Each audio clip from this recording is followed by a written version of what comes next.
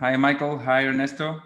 Today's question says, some aspirants might deceive themselves into thinking they have moksha as their ultimate goal, but in reality, maybe unconsciously, they're looking for a higher state of experience where a subtler ego is still intact, but free from the suffering and drawbacks of this life as a way of using the teaching to escape from the experience of this world. How to see clearly you're not falling into that trap? Okay. Yes. Bhagavan once said, everyone who comes here says they come only for moksha. But if I show a small sample of moksha, all the crows will fly away and I'll be left sitting here alone. So we all think we want moksha, but what is moksha? Moksha means giving up everything. That is, as Bhagavan said in verse 26 of Uḷḷadu Nāṛpadu, if ego comes into existence, everything comes into existence. If ego doesn't exist, everything doesn't exist. Ego itself is everything. Therefore, investigating what it is giving up everything. So in order to, moksha is only the annihilation of ego. So in order to attain moksha, we must be willing to give up everything. Including ourselves, including the ego that we now seem to be. So moksha is not something that we gain. When we lose everything, what remains is moksha. Moksha is our natural state, what we actually are. So we all come thinking we're going to gain something, but actually there's nothing to be gained, because what we are seeking, what we are all ultimately seeking, is infinite happiness, happiness without any misery. That is our real nature. We are already infinitely happy. We already are free of misery. We seem to be miserable. We seem to experience a mixture of happiness and unhappiness, pleasure and pain, only because we've risen as ego. So it's only by giving up ego but we can experience the infinite happiness that we always actually are. So yes, many people who come to the spiritual path they think of moksha, or they think of whatever they're seeking. They think of it as some sort of higher state of experience. They think, I'm going to be there to experience that. This ego can never experience moksha, because moksha is the state where ego is eradicated.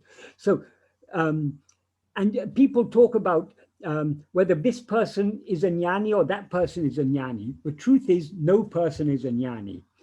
Because what is a jnani? Jnani means one who knows oneself. The jnana, the knowledge of the pure awareness, that is, jnana is pure awareness. Only pure awareness knows pure awareness.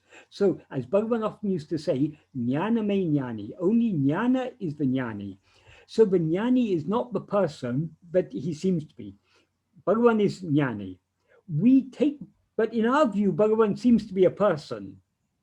So we say he's an enlightened person.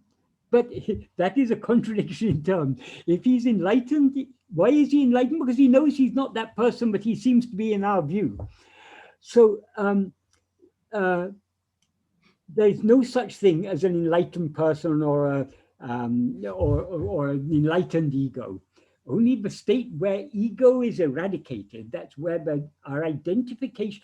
What is aware of itself as I am this person? Only ego. When ego is eradicated, we're no longer aware of ourselves as I am this or that. We're aware of ourselves only as that infinite expanse of pure awareness.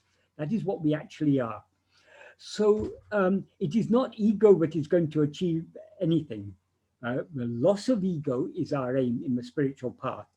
But of course, many people are not willing to accept that. So there are many different ideas about moksha. That's why Bhagavan wrote in the last verse of Uḷḷadu Nāṛpadu, if it is said that the moksha that one can attain is of three kinds, with form, without form, or without form, I will say annihilation of the ego form that thinks of moksha as three kinds is itself moksha. So it's only, mukti is nothing but the annihilation of ego. So that is the only true spiritual attainment. Anything gained by ego is not a real attainment, because ego itself is something impermanent. So whatever it attains is impermanent. In fact, Bhagavan often used to say, whatever is gained will be lost. Whatever is attained will be lost, because only what is always present will remain always present. What appears will disappear. So whatever, I mean, people think about all sorts of experience, divine visions, or I don't know what sort of ideas people have about spiritual attainment, but whatever it is, it's all just part of this passing show. Whatever sublime experiences you may have, visions of God or whatever, states of ecstasy or something, this is all just temporary appearances. It appears and it disappears. So long as ego is intact, there is no freedom from suffering, because as ego, we are never fully satisfied. Dissatisfaction is the very nature of ego, because our real nature is infinite happiness. As ego, we cannot experience that infinite happiness, because as ego, we have limited ourselves. So as a finite ego, we cannot experience infinite happiness. So as ego, we are always dissatisfied. We can be satisfied only when ego is eradicated. So long as ego is there, we experience ourselves as a body, we consequently experience dissatisfaction, and we are liable to experience all sorts of illness, pain, and all sorts of bereavement, and all sorts of suffering in this bodily life. So long as ego is intact, we cannot be free from suffering. We cannot be free from the drawbacks of this life. Life, it's the nature of bodily life. It has its drawbacks. We can't, and it's the nature of ego the ego's life is always a bodily life. Whereas as ego, we always identify ourselves as a body. So we need to go beyond this state of embodiment. That's beyond the state of ego, by being aware of ourselves as we actually are. You also say what they're looking for, they're using the teaching to escape from the experience of this world. Yes, because too many people don't want to face let up. go. Don't want to let go the illusion of what they know that is the appearance of the jnani. From the point of view of the jnani is not jnani, it's a nyana. Yes. For the point of view of the devotees of Bhagavan that not realize the self, nyana is the form that Bhagavan used to give the message, no? Yes. And they know that Bhagavan make miracles, and Bhagavan is absolutely without any pain, any desires, in absolutely state of ananda, no? Yes. And the aspirants to the moksha preserve, no? Yeah, This pressure. They want to cling to that illusion, but Bhagavan, that you can that you can attain moksha and still be a person. Yes, I mean, there's this whole idea of jiva mukta. That's what it seems to imply. But you can still be a person and be a mukta, and you can still be living in a body and still be experiencing moksha. But Bhagavan makes it very clear: you experience yourself as a body only when you rise as ego. So long as there's ego, there's no moksha. When you investigate what ego is, then you will find that moksha is your eternal state. You were never in bondage. And Michael, can I just say one thing? That is why everyone often said, in this path, what is important is not learning, but unlearning. We need to get rid of all these ideas. We've got many misconceptions about what moksha is, what jnani is. We need to get rid of all these misconceptions, because only when we are willing to give up these misconceptions will we begin to be willing to surrender everything. Because so long as we're clinging to these misconceptions, we're not going to let go of everything, because we still like to have that illusion. One day I will be enlightened, and then I'll be free of all problems, and people will worship me because I'm a great jnani. And even if some pain comes to me, I'll not be affected by it because I'm jnani. This is all a complete misconception of what is the state of jnana. The state of jnana is the state of pure awareness, in which there's no body, no world, nothing. There's just infinite happiness, infinite awareness. Yeah, and what about, because I can see that people might think that having spiritual higher state of experiences are signs of progress also, because they might take that the signs as the mind being purified, or made able to see beyond the most dense realms of identification, or are these higher state of experiences in a way signs of anything? What is a higher state of experience? There are two things we experience. We're aware of ourselves. We're always aware of ourselves, and we're aware of other things. The state of jnana is the state in which we are aware only of ourselves. We're aware of ourselves as we actually are, and therefore not aware of anything else. Any other state that may be described as a higher state of experience, what is it? What we are experiencing is some phenomena or other. It may be some very sublime, very blissful phenomena, but it's still a phenomena. It's not, it's still all within the realm of mind. So to call it higher or lower, it is true, but when an aspirant is following the spiritual path and the mind is being purified, according to their previous vasanas, samskaras, certain aspirants may get visions of God or may get all sorts of divine ecstasies and things, but these are all just distractions, because being aware of anything other than ourselves is what nourishes and sustains ego. So even if I get a vision, that's why Bhagavan says in Uḷḷadu Nāṛpadu, in verse 20 of Uḷḷadu Nāṛpadu, Bhagavan says, leaving oneself who sees, oneself seeing God is seeing a mental vision. So even if we see God in form, In a vision. according to Bhagavan, that's just a mental vision. It's a mental projection, like a dream. So for me, Michael, for example, when Sadhu Om tell in the paramount importance of self-attention, that he need to cry for God in any moment. Do you remember this? Yes. For me, this is a highest level. Yeah, that is a high level of bhakti. But ultimately, even if God appears, that God who appears will also disappear. Whatever appears has to disappear. Once someone asked Bhagavan, what would you ask for if God appeared before you? What would you ask for? Bhagavan would say, I would ask God not to appear before me, but I don't want a God who appears and disappears. I want a God who is ever present. No, I say present is only I.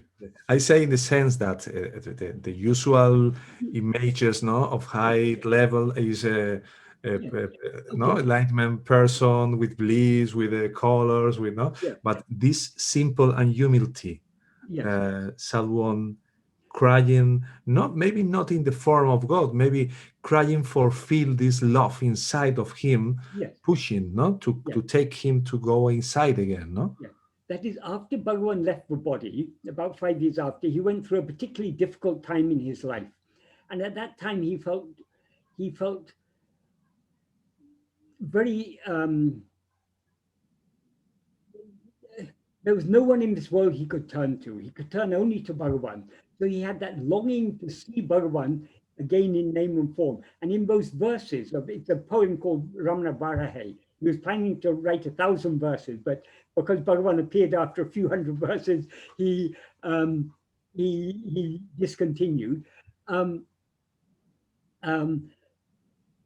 In some of the verses, he said, I don't want to see Shiva, I don't want to see Vishnu, I don't want to see any name or form of God. I only want to see that old man with his walking stick and his kamandalu.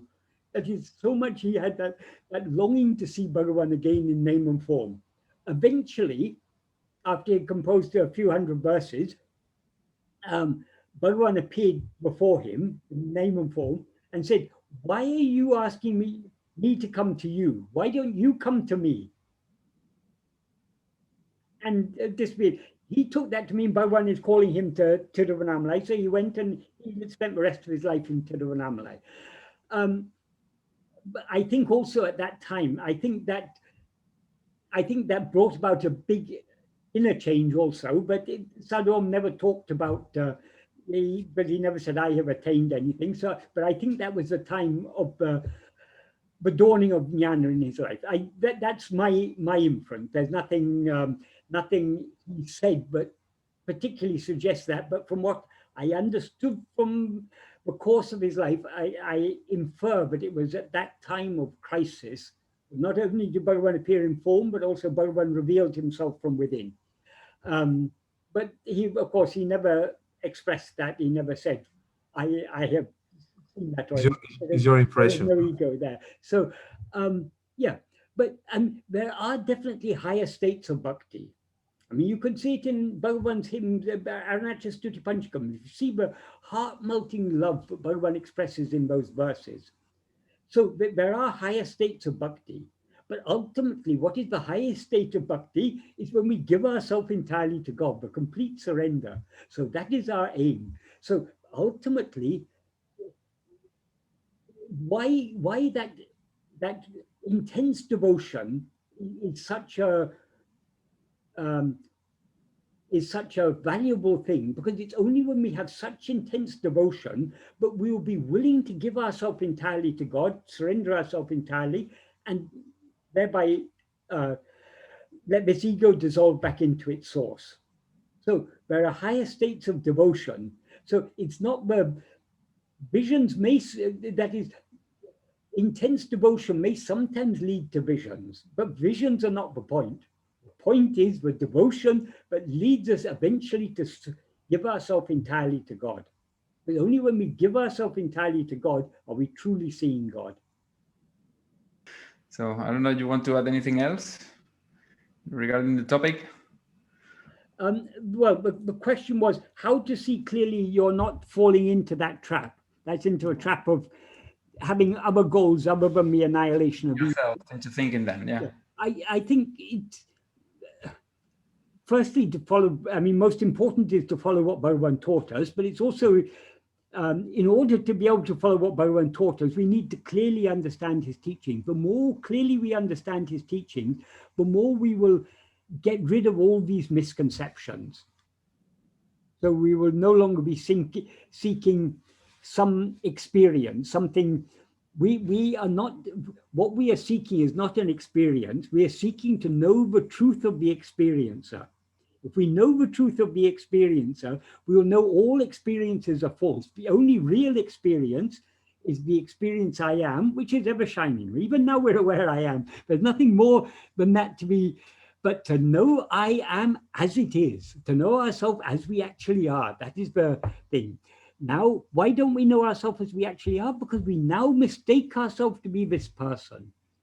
That by rising as ego, we attach ourselves to a body. We take ourselves to be a person. When we turn our attention within, when we turn in keenly enough to see what we actually are, this ego is thereby annihilated, and we remain as we always are, which is just as pure, the pure awareness I am. And understanding the teachings is very important, because then you have to take it to the practice. And as you said, to make it... we can't put Bhagavan's teachings into practice correctly without understanding his teachings. We can't understand his teachings without putting them into practice. So it's a process of a deepening clarity, which is gained by this threefold thing of Sravana, Manana, Nididhyasana. Sravana literally means hearing, but it also includes, that's from the old days where the Guru's teachings were all verbal. So nowadays, Sravana includes reading, studying Bhagavan's teaching. Manana means thinking deeply about them, making the connections to all the things that Bhagavan has said. If we make all the connections, we'll be able to get rid of all these false ideas about them. If we make the correct connections, then everything will fall into place and all the false ideas, the misconceptions will be removed. So Manana is important. But neither Sravana nor Manana by themselves are adequate without the Nididhyasana. And Nididhyasana means, the word itself means contemplation. That refers to self-contemplation, that is self-attentiveness. The more we turn our attention within, the more our mind is purified and clarified. And therefore, when we read his teachings, we'll understand them more clearly. And when we think about them, the connections become all clearer and clearer. But the clarity comes from the practice. So the practice is all important. But the more we practice, the more meaningful his teachings will become to us. And the more we clearly understand his teachings, the more correctly we'll be able to put them into practice. Because it's normal, but many people, true Ernesto, many people refer to that we do the self-investigation, but I don't know exactly if I'm doing it right, if I'm being self-attentive. I don't know if I'm doing it correctly. Okay. If we are doing it correctly, ego will be annihilated. So we can say none of us have done it correctly. Yeah, exactly. I mean, but there are degrees of correctness.